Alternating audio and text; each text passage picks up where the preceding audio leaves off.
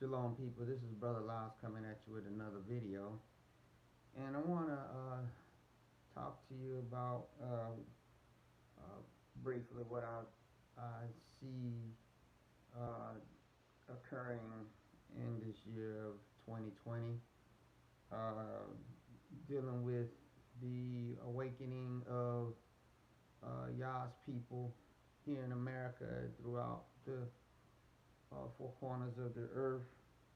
As for um, what I see and what I believe might uh, uh, happen in these uh, coming uh, 11 months, because this month of January is almost over. Um, as I stated to you probably about a year ago, or maybe a little less than that, in a video that I did, me and my wife had did, talking about how we seen a parallel between this awakening of us to who we are, and also a how in the 80s, we as young people at that time seen the move upon young black people at that time around our age, with a desire to reach back and uh, have a relationship with, we called him back then, God, for ourselves and His Son Jesus Christ, because a lot of us, like myself, had grown up in homes in the late 60s, early 70s, 80s, where uh, families were kind of had a loose kind of relationship with God. I mean, your parents kind of taught you a little bit, but there was not a want to say biblical kind of upbringing, which I don't really know if at any time in this country have we as black people had a quote unquote biblical upbringing, just because of the amount of oppression that we have been under, where if if the upbringing would be the perfect model for the biblical upbringing, it would have been the father leading the household.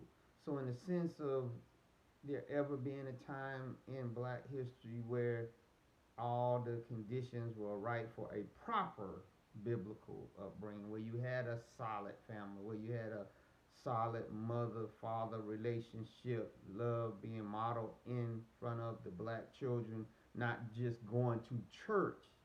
See, I think, and I want to get off the subject what I'm talking about, but I gotta hit this point.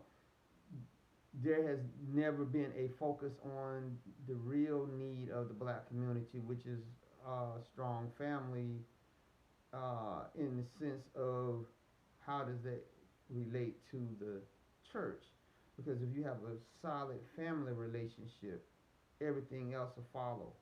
So what we were given was substitutes in slavery. They would let the slaves go to church. They would let them read the Bible. Sometimes when they felt that they was getting too smart or whatever, yeah, they would take it away. And we also know that they gave them the slave Bible, which eliminated a lot of scriptures. But for the most part, they would let them. But when it came to them modeling it in a strong family, letting them have a one wife and children, and not tearing them apart, of course, that could not be part of slavery. So we one of the things we came to equate with having a relationship with God was being able to go to church and read the Bible. But as for functioning in it, as in having a functional, strong family unit, there hasn't been. And that could be seen even in the fact of black women populating most of the churches, but not having a husband at home or having relationships with men outside of marriage, they are strong participants in the church community. But when it has come down to modeling it, we don't have that. This is what we need to get to in, and this will be brought back. I feel us awakening to who we are and giving that second chance that our forefathers, because they didn't appreciate what Yah had given them in the land when Yah kicked us out. He kicked us out in several times, of course, but the last time he kicked us out in 70 AD, he said, "You're not gonna be spared none of the you're not gonna be spared in any aspect of your life. Dealing with family, dealing with worship, dealing with employment, all of it is gone. I'm gonna allow it to be totally, uh, it's gonna be totally messed up wherever you go, because when I gave you a place to be a solid family, I gave you a place to have solid worship. When I gave you a place to have solid employment within your own land and setting your own holidays and all that stuff, you didn't appreciate it. So now where you go, your family's gonna be messed up, your job's gonna be messed up, your worship situation is gonna be messed up, because look at most of the churches today. It's like I just stated, or even these assemblies, they're full of nothing but women.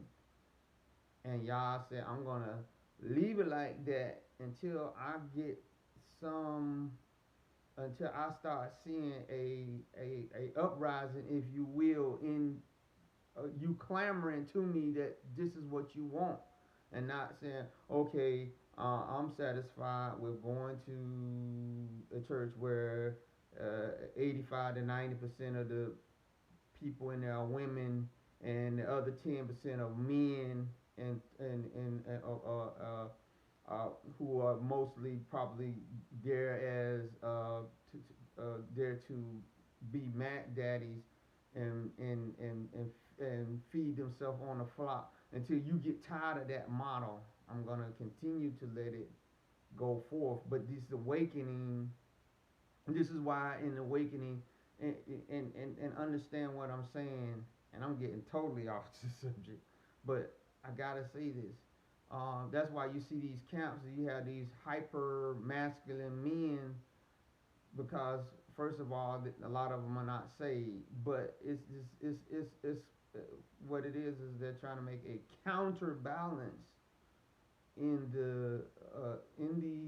these camps or these assemblies to the fact that the women have been populating the quote unquote churches and have been leading everything, but that's not the balance that Yah wants. That's an overbalance. He wants a balance where, yeah, the women are not leading in it, but they're not totally being silent. See, you're gonna swing the pendulum back to the wrong way. Yah said he likes a just weight, a just balance. And if you do that, then what's the counterbalance of that? You got a bunch of men and a few women, because no women don't want to go. They're not gonna volunteer to go into oppressive situations like that. You're just gonna have a bunch of men with a bunch of testosterone and maybe a few women, and you're gonna have and we already know that a lot of these men that are in the camps and some of these assemblies are there, like I said, just like a lot of men that go to the church. They're there to have their sexual appetites filled. Until we get tired of that and we cry out for repentance, uh, we got to ask Yah to take the the awakening to the next level of a mass repenting, and we understand that the kingdom of Yah cometh not with observation, in the sense that we looking around to see what other people are doing. What he wants as us as individuals, to let the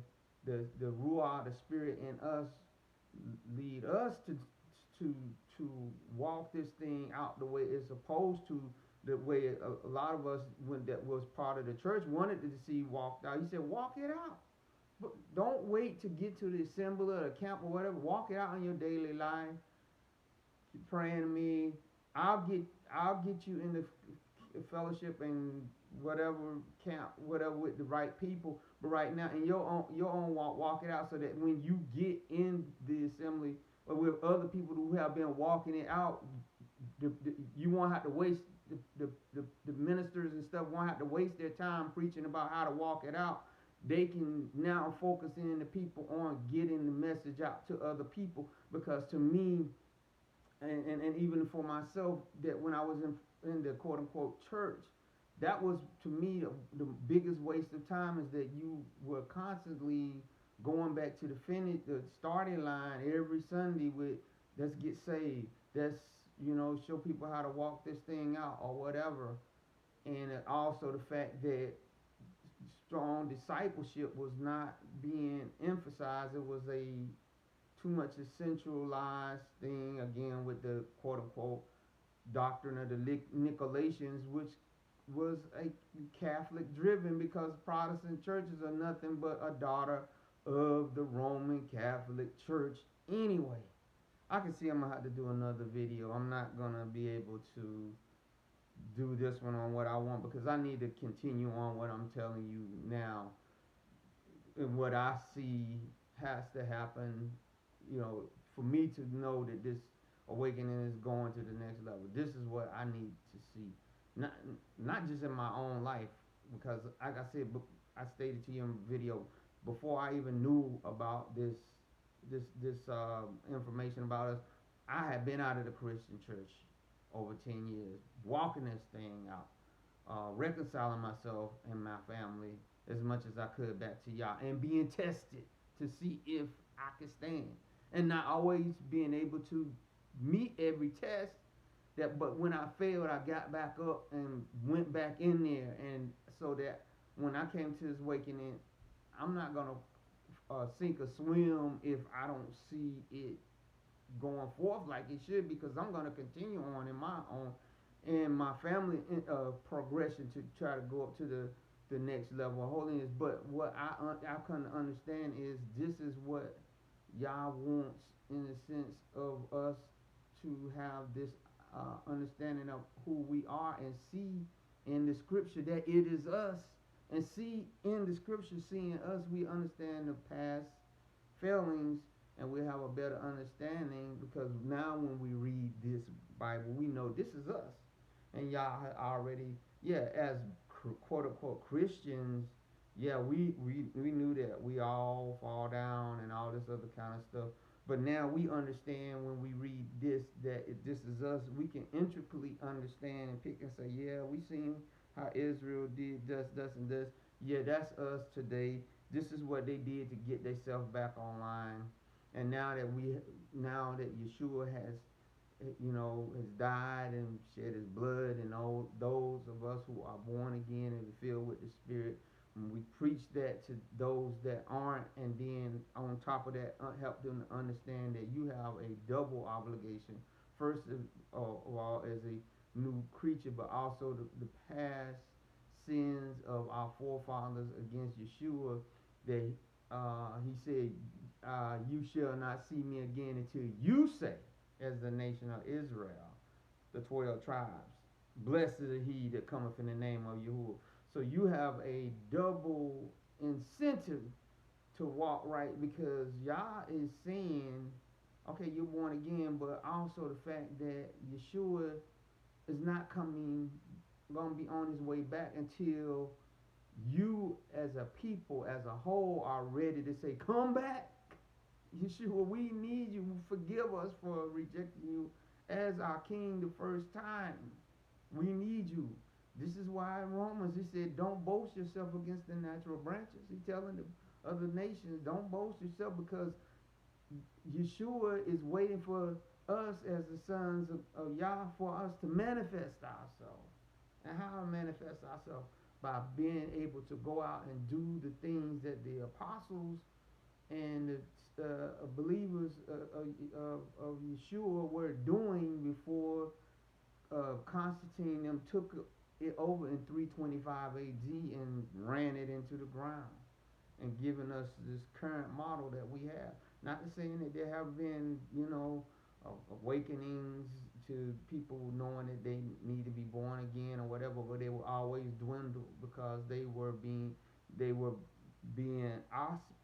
under the auspices of the, the two iron legs or the two iron toes under Rome, the spirit of Rome driven. The same thing that happened with the belief of the Yahudim or the Jews when they were in Babylon. When they came back, the practice of Judaism, the worshiping of Yah became a religion. It became Judaism that was driven by a lot of the teachings and understandings that they had learned while they were in Babylon, and it was driving it so much so that when Yeshua, when he came, he said, "You have made the word of Yah of none effect with your traditions and teachings that they had got from creating the Talmud while they were in Babylonian captivity." And so, since the Catholic Church took over what we were, our forefathers and all were doing with the apostles, or after the apostles had passed in 325 AD and implemented all these pagan holidays and everything, this has been the driving force of the quote unquote. There's been some truth intermingled in with what was being said out of the Bible, which we know that was corrupted. A lot of that was corrupted, but it has been driven by the spirit of Rome. Now it's time to be able to say it without the spirit of Rome behind what you are saying. Without you saying, "Oh, you got to do the Christmas play. Oh, you got to do the Easter. Oh, you got to all these things which are pagan." This gives the clear cut gospel.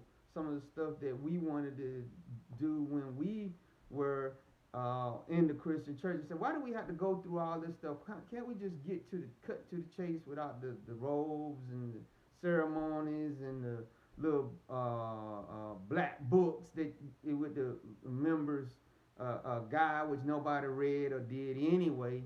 This is what we need to do. See, if these camps and assemblies start, like I stated in one of my videos a while ago, if they start making little black books, they start making robes and all this other stuff, it is over. This awakening is gonna take a little bit longer than what you think. If you start seeing it, this thing needs to be carefree in a sense of not a big overhead. It doesn't need. It's time for the minimalist gospel without having to have well, I ain't gonna say Sunday school book because we don't go to, Sunday is not the day, but that just say, well, I did go when I was growing up. I was a 7-day Adventist, so I did go to church sometime on Saturday. So they had the same equivalent there, but you understand what I'm saying? Without having the Sunday school books, the young people willing worker books, all these other books, can't we just break out the word and go forth in it and let it do its work without all this other stuff? And we're coming up with all these committees and doctrine investigators to investigate the doctrine that we are actually led by the Ruah ourselves, and actually start trying Yah. He said, "Try me, try it," like laying hands on people and praying for the sick, just getting together and let's just read the Bible and let's work out some of these disagreements we have and understandings that we have dealing with certain doctrines that's keeping us from coming together, because this is some of this stuff that's coming out. Obviously, if you had somebody to bounce off what you believe, maybe they could show you, "Hey man, the way you've been thinking, that's kind of crazy right there." And you're like, "Yeah, you know what, that is kind of crazy, but right now there's like walls between us that we're divided." And we kind of people are kind of going with what they believe until somebody comes along and shows something better. But now it's high time for us to to put it into hyperspeed in a sense of we shouldn't be looking into or say, okay, well, nobody else is I can't fellowship with nobody else, so let me go on and start make my little charter and get my own little denominations started. And when you start seeing that, like I said again, we're gonna be in for the long haul. We gotta break that up. We don't need to allow that to happen. Sort of like the lakes in the Lake Superior.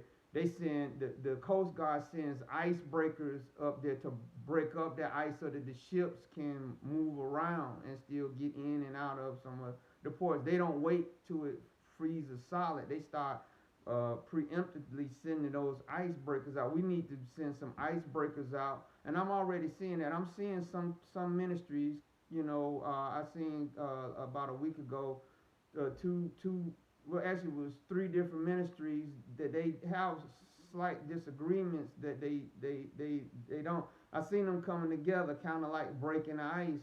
So we need to see more of that, and I believe if we see more of that, that is a good sign. That means I believe that Yah is going to supernaturally come in and say, hey, look, you was believing this, you was believing this, you was believing this, all of you was wrong. This is the way it is. And then he'll reveal, I believe, more understanding what's going to happen in the end time. Because right now, for the life of me, I can't tell you whether I believe that there's going to be another third temple built before the Antichrist the final Antichrist is revealed, or if the Antichrist is already revealed itself and we waiting for something else, because Yah in his sovereignty, which is so great, has thrown so many different scenarios in there that it's thrown a monkey wrenches in everybody's planned eschatology. So nobody can definitively put their foot down and say, oh yes, Yah's gonna send spaceships and take us back to Israel and drop us off. That's how he's gonna come back.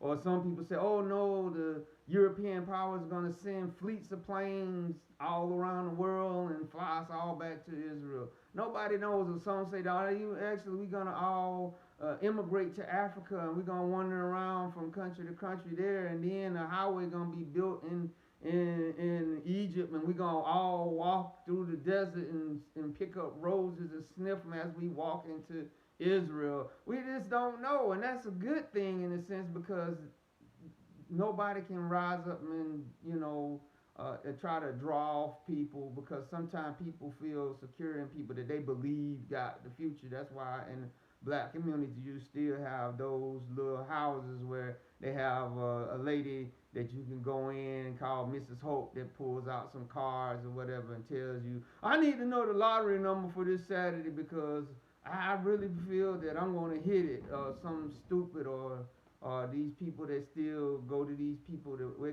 call them root workers that do this stuff, and people feel secure in it and they swear up and down. Some people actually they'll drive down to South Carolina, where they say some of the ones that are really deep into it are.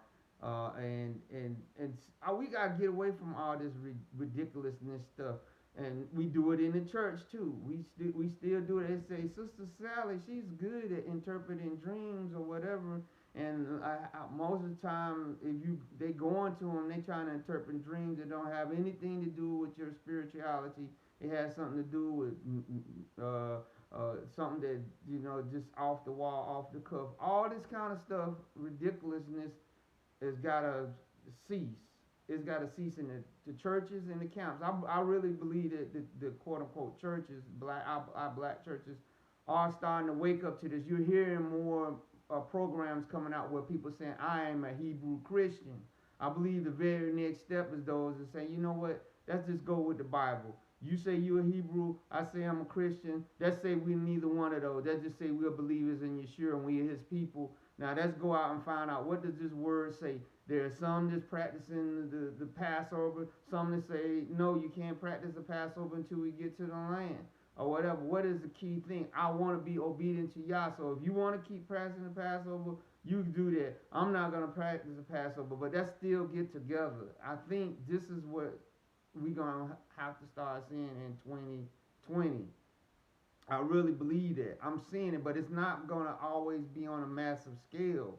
I think also we got to look at for key things that are going to happen in the secular world. Okay, because if you look at the fact that the people back in what we call the Bible days, they a lot of them didn't realize that their lives was going to be put in a book, and that we would be looking to their lives as an example to what we do today. They was just leading what they thought was their ordinary life and saying, "What's so special about what I just did? I was just trying to survive."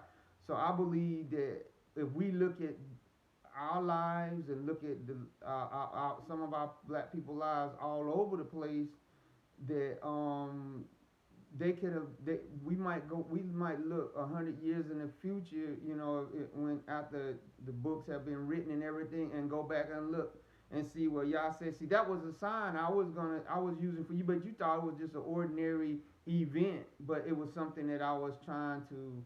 Okay, let just give for instance. Okay, this basketball player named Zion Williamson, who was one of the most amazing recruits that they said had came out in a long time.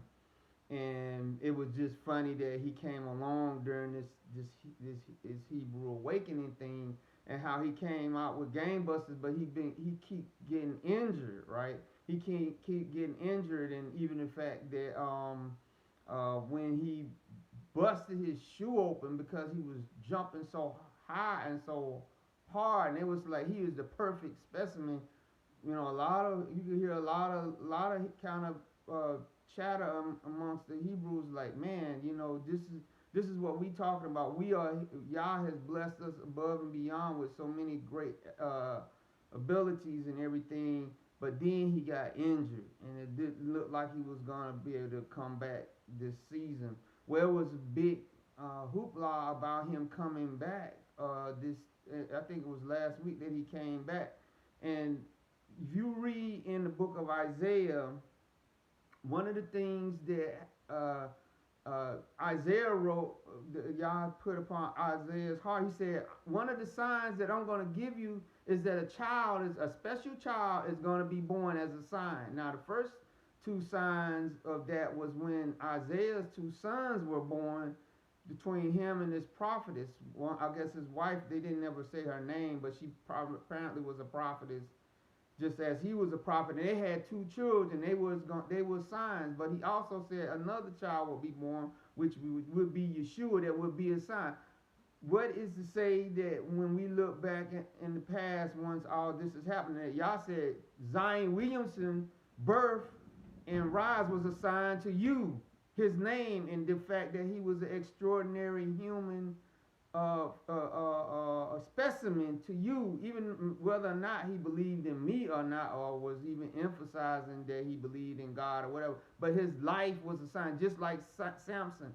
Samson was an extremely strong man that you really have to say he really was an ungodly person until Yah allowed his vision to be taken. He didn't have no reverence for Yah. He was going around getting in fights, sleeping with all kinds of foreign women and everything. He didn't have no reverence for Yah until he loved.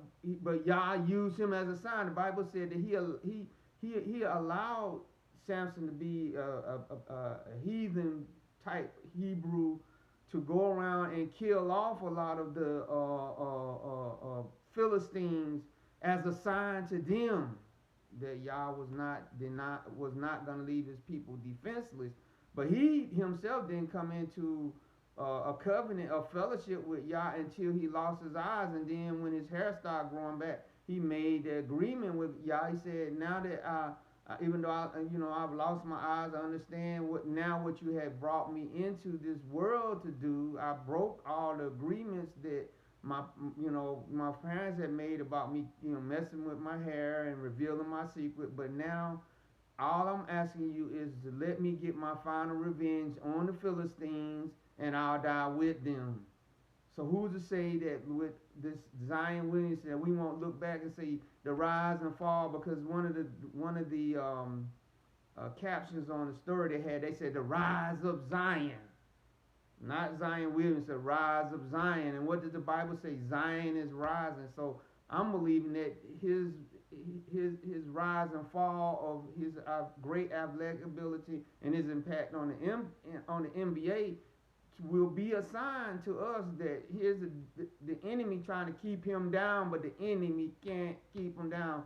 They keep saying he's too big to play basketball. He's too big to be jumping that high. He's not gonna last. There's no way. And aren't they saying the same thing about us? That we have great athletic ability, but we don't have the brains to go along with it. Say, oh, this awakening that they talking about, it ain't gonna last. Them trying to come together for reparations, it's not gonna last. But I'm believing that just like they didn't believe he could come back, and that this and just the last couple of weeks with the FBI putting out all these false stories about Hebrew Israelites being terror groups and everything, and how a lot of people was getting fearful.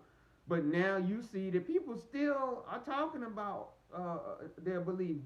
People are not backing down. People are not going running and hiding in the corner. Now, don't get me wrong. I understand that the Black Panthers were actually getting shot at and everything like that. So yeah, they had a reason to take off. But when the FBI started coming after the Black Panthers, a lot of them scattered to other countries, and they have never been able to come back. Once they understood that the COINTELPRO program was against them, they started scattering. But you do not see the Hebrew channels shutting down. You didn't see Hebrew people shutting their channels down, saying, "Man, I better be quiet, man. These people they going already to Israel and bringing Israeli police over here and asking for the guardian angels and all these people to come in." But haven't you seen that story die down? Why did it die down? Because the Hebrews started bringing out information showing the falsities of what they were doing. They didn't back down. They didn't cower down because they understood. Now is not the time. They're going for the jugular. And especially now with this stuff that's going on with Trump, when Trump comes out of this, which they already said that the Republicans are waiting for the testimony of the Republican managers. Once it's over with them, they already said they're going to move for immediate acquittal of all charges against Trump, and then Trump is going to go like gangbusters to do whatever he wants because he's going to understand they got my back in the Senate, and he's going to go for what he knows. So now now that he's putting his foot down on the gas pedal, we better put our foot down on the gas pedal and not let up. We can't go back. We can't go back the way we was. We already see he does not care about the people on his side. He don't care about the soldiers. He don't care about even the senators.